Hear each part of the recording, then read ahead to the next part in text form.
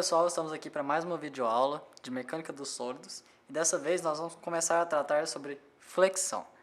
Então o primeiro passo quando a gente vai estudar flexão é saber que existem vários tipos de flexão. E aqui a primeira coisa que a gente vai fazer é diferenciar cada uma delas. Começando pela flexão pura, que é o que a gente vai abordar nesse vídeo. Na flexão pura, a gente vai ter ela quando o momento fletor for diferente de zero, mas todos os outros esforços são zero. O cortante, o torsor e o esforço normal. Já na flexão simples, nós temos momento fletor e cortante, já o torsor e o esforço normal são zero. Na composta, a gente vai ter momento fletor e esforço normal, mas não vai ter cortante e torsor. Por último, na desviada, semelhante à flexão pura, a gente vai ter apenas momento fletor. Entretanto, o momento fletor ele não vai estar atuando em cima do eixo X nem do eixo Y. Ele vai estar desviado, exatamente como chama. Então vamos começar a abordar a flexão pura. Que nós temos essa pequena ilustração que mostra uma barra que está sofrendo apenas momento fletor, como diz a definição da flexão pura. Se a gente for analisar ela após a aplicação desse fletor, a gente vai ver que quando ela está sujeita à flexão, a gente vai conseguir traçar aqui e determinar esse ponto que é a origem. Da linha AB, que é essa inicial que a gente tinha aqui, até esse ponto O, a gente chama de raio de curvatura. Nós vamos pegar uma linha um pouco abaixo para começar a analisar, que a gente vai chamar de CD. A distância dessa linha CD até a B a gente chama de Y, que é a distância da fibra que a gente está analisando até a linha neutra. Então a primeira coisa que a gente tem que fazer é analisar o epsilon, que é a deformação, que a gente já estudou, que é ΔL sobre L. Nesse caso, se a gente for analisar essas semelhanças de triângulo aqui e os paralelismos que a gente traçou, a gente vai observar que a variação do comprimento vai ser o próprio ED, que a gente colocou aqui. Já inicialmente, o que a gente tinha era essa linha, que é a B. Então, essa é a nossa deformação. Por semelhança de triângulo, a gente percebe que o triângulo OAB ele é semelhante ao triângulo BED, exatamente pelos paralelismos que foram traçados aqui para obter o ponto E.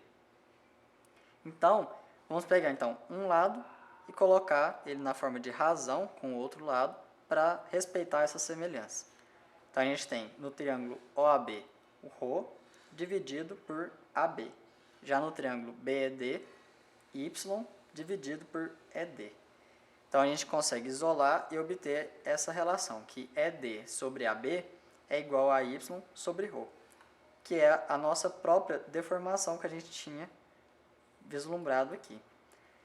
Lembra-se da lei de Hooke? A gente vai aplicar ela novamente. Então, a gente tem que a tensão normal é igual ao módulo de elasticidade vezes a deformação.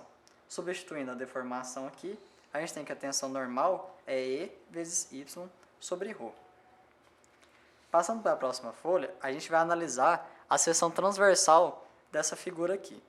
A gente tem um corte aqui da seção transversal com o momento fletor M aplicado, a linha neutra traçada e uma fibra distante aqui da linha neutra de Y.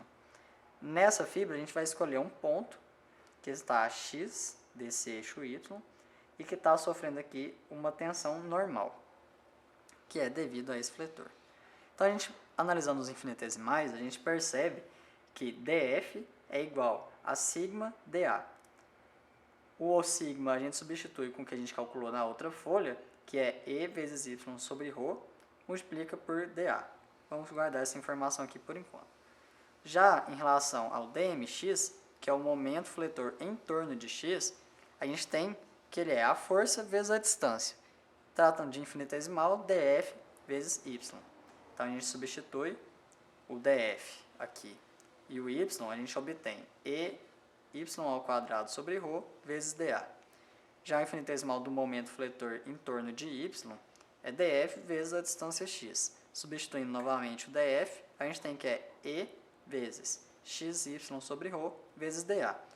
Então, para que serve isso aqui? Para a gente agora aplicar os conceitos de definição e conseguir obter fórmulas para calcular.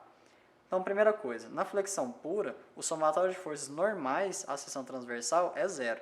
Então, dessa forma, as forças normais vai ser a integral de dF na área, que é igual à integral do dF, a gente substitui, vai ficar que é E sobre ρ, integral de A, YdA igual a zero. O E é o modo de elasticidade, todo material tem 1, então ele não é zero. O ρ é o raio de curvatura, como a gente viu naquela primeira imagem. Então ele também é uma dimensão, ele não pode ser zero. Então essa razão é sempre diferente de zero. Para esse produto dar zero, então a gente tem que a integral de YdA é igual a zero na área, essa integral. O que significa isso? Que o eixo x é o eixo centroidal da figura. Por quê? Essa integral de YdA na área, ela representa um momento estático. E por definição, quando ela é zero, o eixo x é o eixo centroidal. Passando aqui, vamos aplicar mais uma definição. O somatório de momento fletor em torno de y é igual a zero. Porque, como você pode se lembrar, naquela imagem que a gente tinha, a gente tem momento fletor em apenas uma direção, em torno de apenas um eixo. E a gente vai tratar que ele é em torno de x. Então, o momento em torno de y, ele é zero. Fazendo a integral do dmy que a gente tinha obtido, a gente chega à mesma conclusão, que essa razão tem que ser diferente de zero. Então, isso implica que a integral de xy dA na área é igual a zero. Essa integral, como a gente já sabe, é o produto de inércia. O produto de inércia sendo zero implica que o eixo sobre o qual o momento está aplicado deve ser um eixo de simetria. Isso é uma definição bem importante que a gente tem que se lembrar. Por último, vamos aplicar, então, finalmente, que o somatório dos momentos em torno de x é o próprio momento fletor que a gente estava aplicando na figura para fazer os cálculos. Então, a integral desse infinitesimal vai chegar nessa outra integral, substituindo o dmx. Essa razão aqui, agora, ela vale a tensão normal dividida por y, vezes essa integral é igual a m.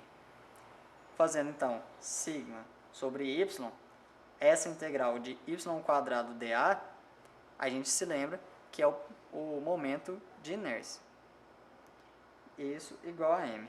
Então, a gente tem que sigma sobre y é igual ao produto, o momento de inércia, x é igual a m.